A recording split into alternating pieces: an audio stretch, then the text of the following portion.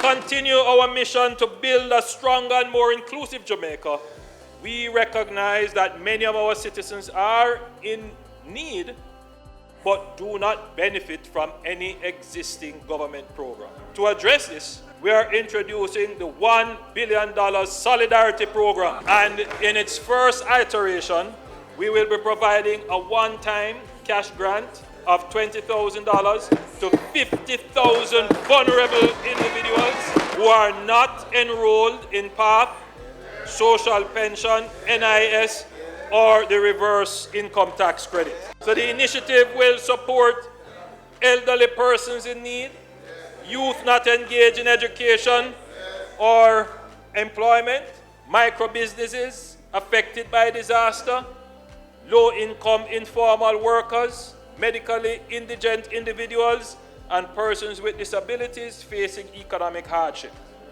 We have to find all of these people who are in the society, who are left out and who are suffering. We recognize that some of these persons may lack formal identification, and this may be a barrier to them participating in other social support programs. The government will assist them in obtaining birth certificates through Operation Birthright and securing a national identification card to facilitate their inclusion in future opportunities. So we are proposing the online portal that was used for the CARE program during the pandemic, and applications will be made through this portal. Referrals will be managed through the Ministry of Labour and Social Security, and we will enlist the members of Parliament, as they did during the pandemic, to find the persons in their constituencies who qualify and ensure that they enroll for this program. There can be no digital society without a proper system of identification and authentication. A national identification system has been talked about for over 50 years. The government has finally got it done. We commenced issuing Jamaica's first electronic identification cards on November 15, 2024. The next step is to develop and expand digital services that leverage this secure and reliable form of identification.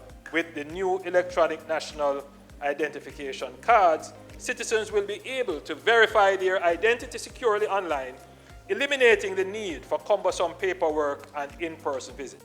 This will pave the way for e-government services, digital payments, and more efficient, transparent, and inclusive public sector. We are not only making life easier for our people, but also unlocking new opportunities for innovation, entrepreneurship, and economic growth. Madam Speaker, pensioners currently have to complete a proof of life form every 3 months and get it signed by a JP. We will soon be introducing the I'm Alive app that will enable you to use your national ID to complete the proof of life form from the comfort of your home in no more than 2 minutes. I want to emphasize that the I'm Alive app is just an option, and if persons choose to use the old way, fine with us, but there is now this greater convenient way which we encourage our pensioners to use. We are committed to transforming informal settlements into secure, legally recognized communities that foster stability, economic development, and a better quality of life for all Jamaicans. The HAJ has been tasked with the upgrading of 81 informal communities, with work set to begin in Eden Park, St. Mary. To expand home ownership, the HAJ plans to implement 10,000 housing starts and 4,000 completed solutions over the next 4 years. The HAJ will also be intervening in 5 small informal urban communities, 5 acres or less, to upgrade their housing and infrastructure, replicating the success of the St. Paul's Lane model. We have identified communities in Almond Town, Anato Bay, Parade Gardens, Long Acres in Montego Bay, and Russia in Sabna Mar as communities to benefit from this intervention. Through systematic land titling and registration, the National Land Agency is set to deliver 12,000 titles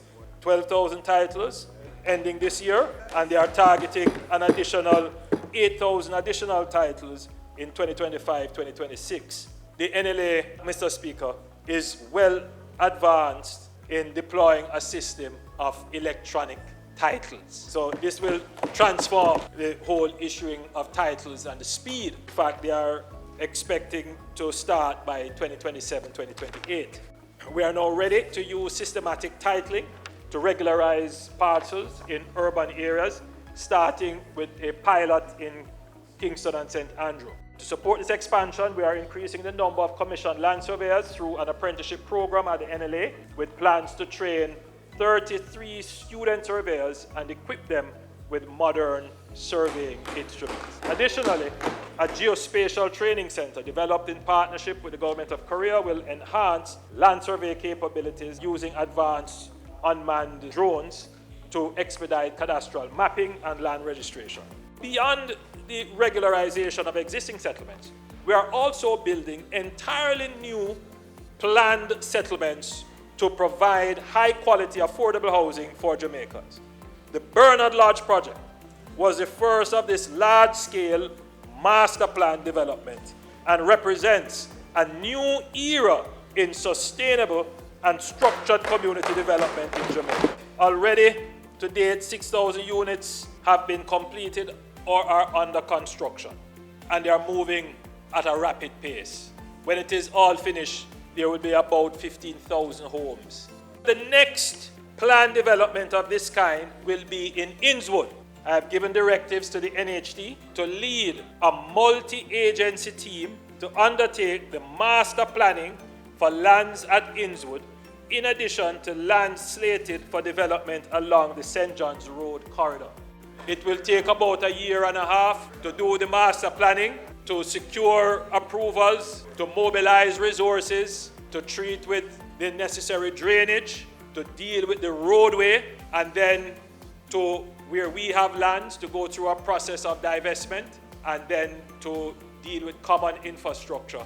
This next chapter is about building a Jamaica where hard work is rewarded, where dreams are nurtured, and where prosperity is not just for the few, but for all.